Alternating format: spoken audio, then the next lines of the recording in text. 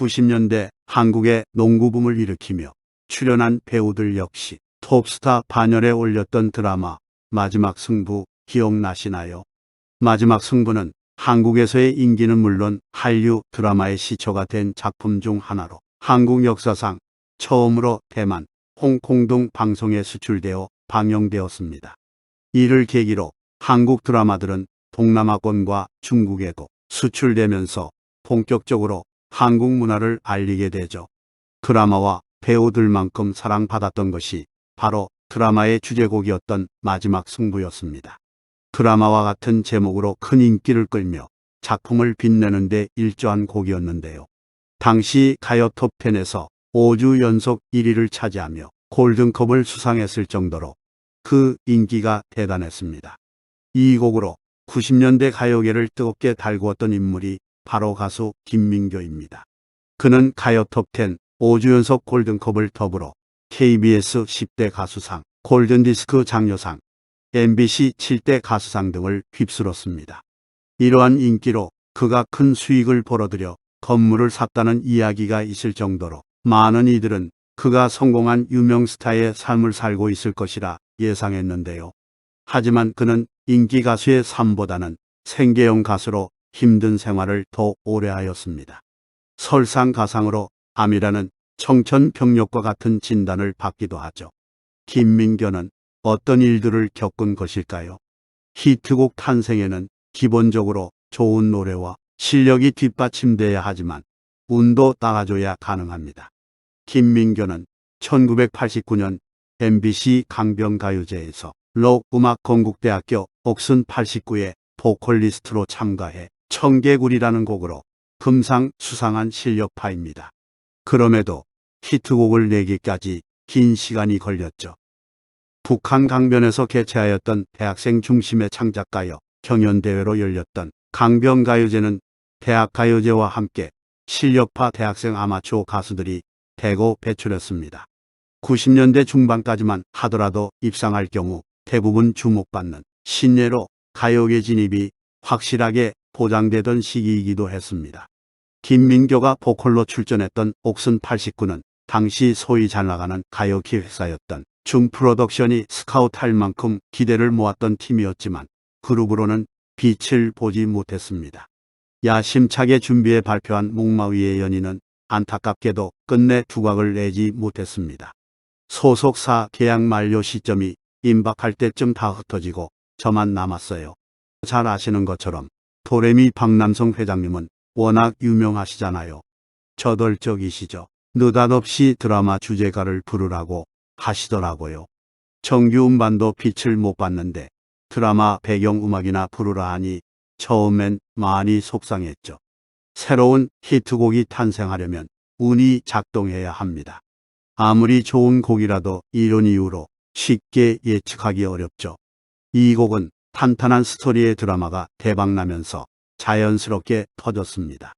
이로써 밴드로 데뷔 이후 5년 넘게 언더 가수로 살던 김민교는 한방의 스타 가수로 등극합니다. 94년 16부작 월화 드라마로 방영된 마지막 승부는 열정이 뿜어져 나오는 젊은이들의 승부와 좌절, 사랑을 숨가쁘게 그려나간 농구 드라마입니다. 손지창, 장동건, 심은하, 이종원, 이상아, 신은경 등이 이 드라마에 출연한 뒤 대부분 정상급 스타로 발돋움하는 계기가 됐죠. 마지막 승부의 원래 곡명은 처음처럼 그대와였습니다. 드라마의 인기와 동시에 김민교의 몸값도 천정부지로 치솟았습니다. 당시 음반 판매만으로 순식간에 70억을 벌었어요. 부르는 데가 하도 많아 하루 7, 8곳을 뛰어다니는 건 기본이었어요. 교통체증 때문에 하루에 서울에서 부산을 왕복하는 비행기, 부산에서 거제도로 가는 헬기, 김포공항에서 잠실주 경기장까지는 한강 보트를 타고 이동할 때도 있었을 정도였습니다. 하지만 그렇게 전성기를 구가했으나 그의 실제 삶은 순탄치 않았습니다. 제가 마지막 승부로 연희동 건물을 샀다는 얘기가 있었어요. 사긴 샀어요. 제가 산 게 아니라 사무실에서요. 제게 오는 금전적인 수입은 전혀 없었어요. 한 10년을 마지막 승부 김민교가 아닌 생계형 가수 김민교로 살았어요. 먹고 살기 힘들어서 방송은 안 하고 계속 공연만 했어요. 김민교는 아내와 결혼할 당시 수십억의 수입, 빌딩 보유 등 그를 둘러싼 루머들이 돌기도 했는데요. 하지만 김민교는 소문과는 반대로 오히려 전소속사와의 계약이 끝나고 나서 생계를 위해 라이브 카페는 물론 전국 방방곡곡 어디든 가서 노래를 불러야 할 정도로 어려움을 겪었습니다. 마지막 승부로 70억을 벌었어요. 70억 중 1억이라도 챙겨줄 거라 생각했는데 무슨 사연인지 정작 노래를 부른 나는 한 푼도 못 받았어요. 차라리 음반 판매량을 떠나 월급이라도 받고 싶었어요. 아내의 나이가 차면서 결혼할 시기가 다가왔어요. 당시 날 둘러싼 소문이 많았어요. 돈을 많이 벌어 건물을 샀다는 루머였죠. 내가 번 돈으로 소속사 측에서 건물을 매입한 건 사실이에요. 하지만 정작 내 결혼식은 대출받아 치렀어요. 돈을 벌어야겠다는 생각으로 10년간 미사리 라이브 카페에서 활동했어요.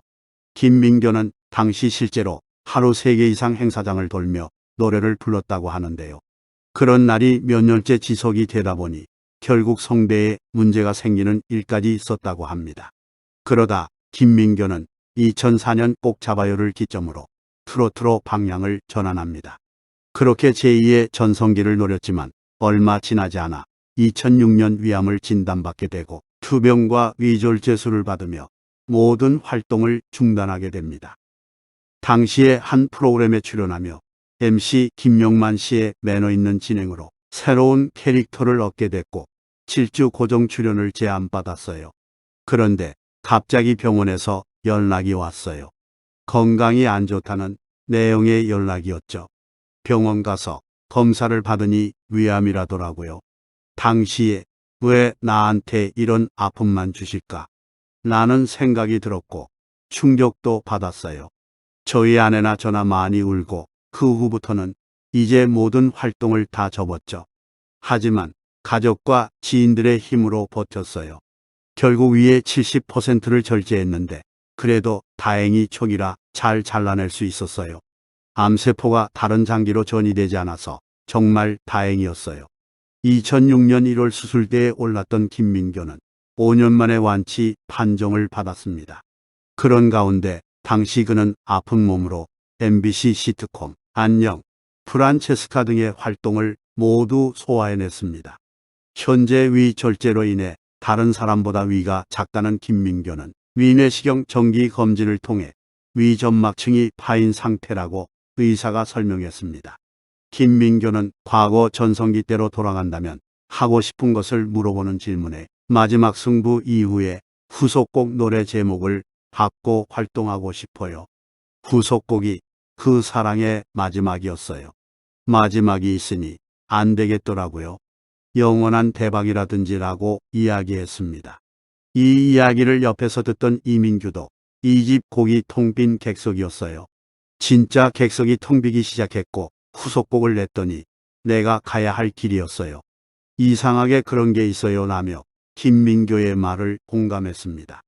이를 들은 박남정은 마지막 앨범 내기 전에 멀어지는 너였어요. 오랫동안 멀어지게 되더라고요. 다음 곡이 가지 마였어요. 확실히 효과가 있더라고요 라고 김민교, 이민규의 말을 뒷받침했습니다. 현재 김민교는 가수 이병철과 함께 1+1으로 활동을 이어가고 있습니다. 김민교는 정말 저 가수는 열심히 사는 가수, 노래 잘하는 가수, 밝은 느낌의 에너지를 주는 가수, 항상 밝은 가수로 있고 싶습니다. 라고 이야기합니다. 그의 바람이 이루어질 수 있도록 앞으로의 활동들도 응원하겠습니다.